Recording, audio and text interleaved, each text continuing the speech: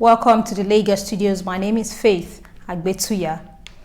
Lagos State Governor Babajide Sanwo-Olu has said he's committed to maintaining harmonious relationship with traditional rulers in the interest of peacekeeping, progress and sustainable social and economic development in the state. Speaking to newsmen after a courtesy visit to him by members of the Lagos State Council of Obas and Chiefs at the State Council of Obas and Chiefs at the State House in Ikeja, the governor said that custodians of tradition and culture in Lagos State had promised to keep their communities safe for economic and social activities to thrive. Governor Sanwo-Olu noted that traditional rulers have given their words to keep their various domains peaceful and conducive to make people prosper while doing their legitimate businesses. Promise that we'll continue to foster a working relationship that will ensure that Lagos remain investment destination to all people that are wishing to come and invest in Lagos. They've assured me that their communities are ready and willing to attract investments. Addressing the press, chairman of the council and Oba of Lagos, Obaruwan Akiolu, said council members came to facilitate with the governor and also assured him of the cooperation and on very important issues concerning the state.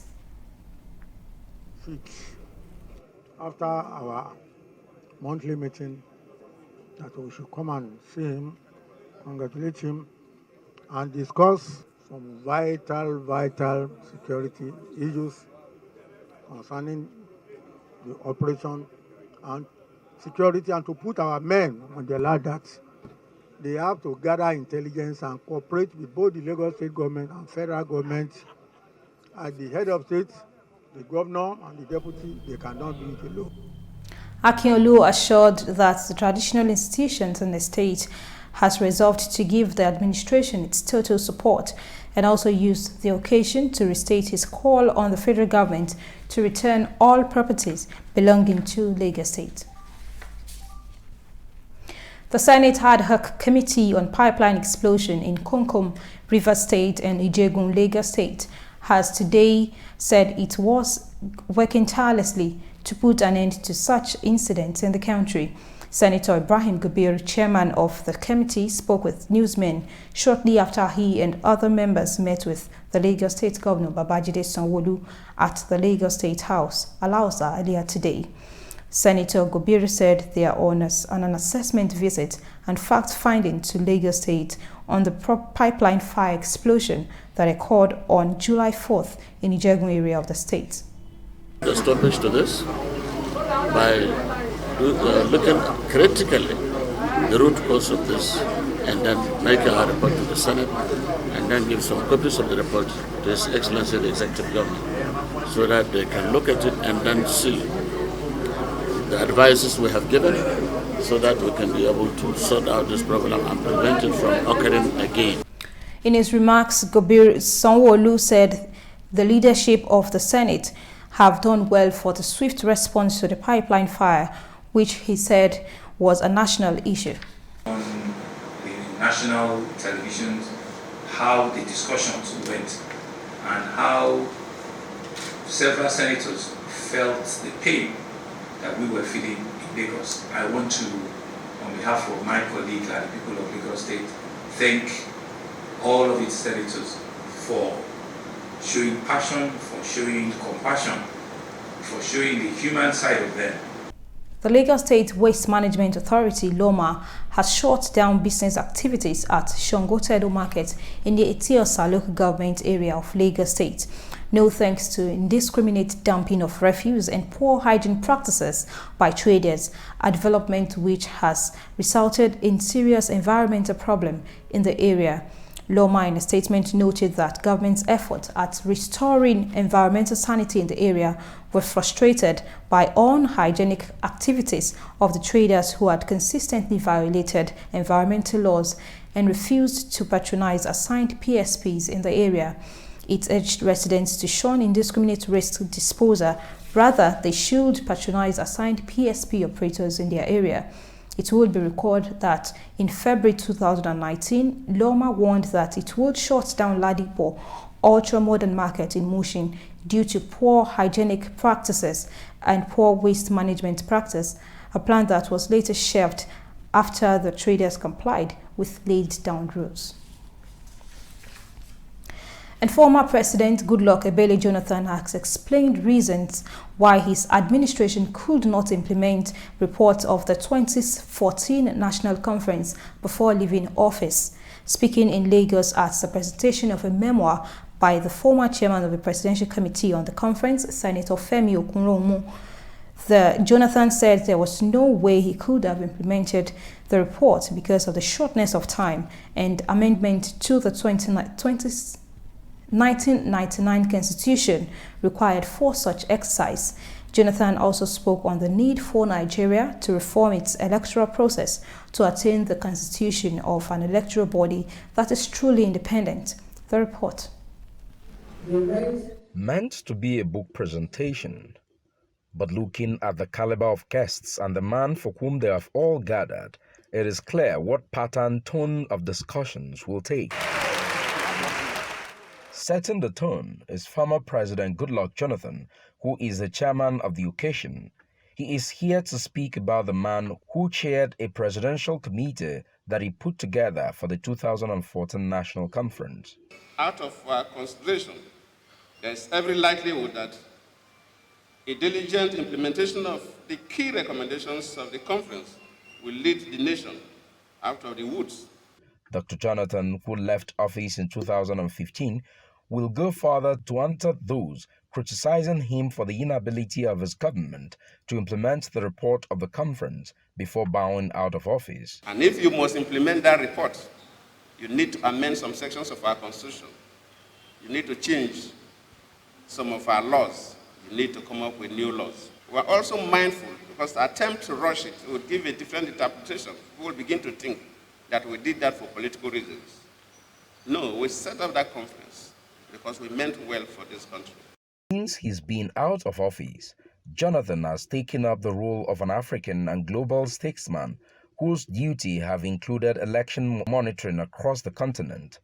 The former president is yet unhappy with the electoral process of his own native country, Nigeria, and has some suggestions as other speakers also lend their voices on the best ways to tackle some national issues. We have to grow politically in the desired direction as a democratic nation. The independence and impartiality of INEC cannot be compromised if definitely we have to go the way we should.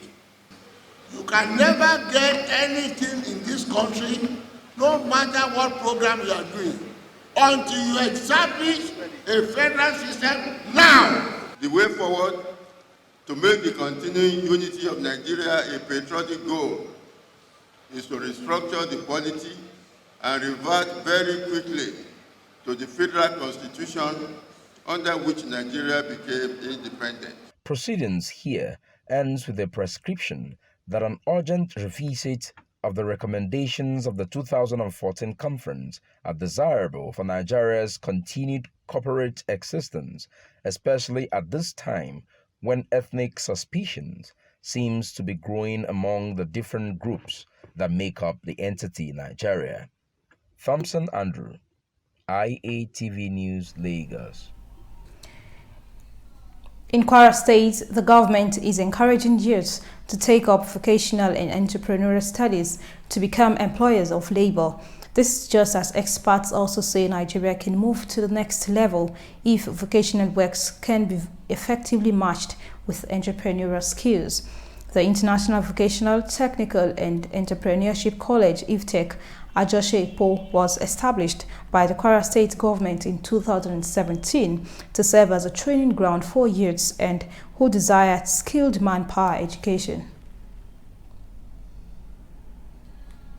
Current mode of training and skill acquisition in Nigeria is archaic, is old-fashioned, and it doesn't fit in well with the 21st century knowledge economy. This college was established as a way to modernize the mode of training in this country so that we can have highly skilled labor that is capable of competing anywhere in the world. The difference between the cobblers here that and the Louis Vuitton that is producing shoes abroad is because they approach their technical skill as business. But here we see technical skill as a means to eat, not means to create wealth. So it starts from the mindset. So the ability to get to the next level with our vocational skill set in Nigeria is to begin to see the entrepreneurial aspect of it. Students in the vocational school take courses as building construction technology, information and communication technology, automotive technology, and electrical engineering technology, among other courses. And in Owo, Prince Ogunye Ajibade Gbadegeshin, the civil servant, has emerged the 32nd Olowo of Owo in Ondo State. He polled 14 votes to emerge the new traditional ruler of the ancient town. Senior Omolowo voted the elect Ogunye at the Olowo Palace courtyard in Owo, while Prince Olatero Olagbegu scored 1 vote. 16 other princes scored no vote in the election that lasted over 3 hours. The contest also include princes from the Ogunye royal lineage, which include Akinola Olawamide, Philip Adegoke Adegbite, among other princes. Now to some business stories. Governor of the Central Bank of Nigeria, Godwin Emefiele, has threatened to sanction any commercial bank still inflating interest rates above single, specifically on single social intervention schemes anchored by the Apex Bank. The CBN governor gave the warning at the opening of a 2-day sensitization fair on CBN's financial instrument for micro and macro business enterprises in Kano. Emefiele, represented by a deputy director in CBN, Aliyu Kutuka, who was reacting to alleged high interest rates charged by commercial banks on empowerment scheme products of the CBN, emphasized that the commercial banks were only entrusted to give out the financial instrument at not more than 9% interest rate. He said the sensitization fair was organized to create awareness about the CBN's policy for many in need of support but lack access to information on how to access the intervention. And the National Bureau of Statistics, NBS, has put the quantum of jobs created by micro, small and medium enterprises, MSMEs, as 59,647,954 jobs as of December 2017. The figure is contained in the latest report of the survey by the Bureau, stressing that 5% of those jobs were created by small and medium enterprises, SMEs, adding that the male gender accounted for 57% of jobs created by SMEs, compared to 43% for women. The survey, however, noted that the education sector is the only one with a gender parity in the jobs, and manufacturing industry employs 3 times more males than females. NBS said that challenges of businesses include vulnerability to economic shocks, excessive regulation, complex and cumbersome tax process, and skills acquisition for youth population. And now to the stock market report for today. Stockbrokers traded in a total of 100.4 million ordinary shares valued at 1.46 billion naira. At the close of trading today on the floor of the Nigerian Stock Exchange, Zenith Bank PLC recorded the highest volume of trade with a total of 17.4 million ordinary shares valued at 329 million naira. Stanbic Bank PLC came second on the activity chart with 10.8 million ordinary shares valued at 431 million naira.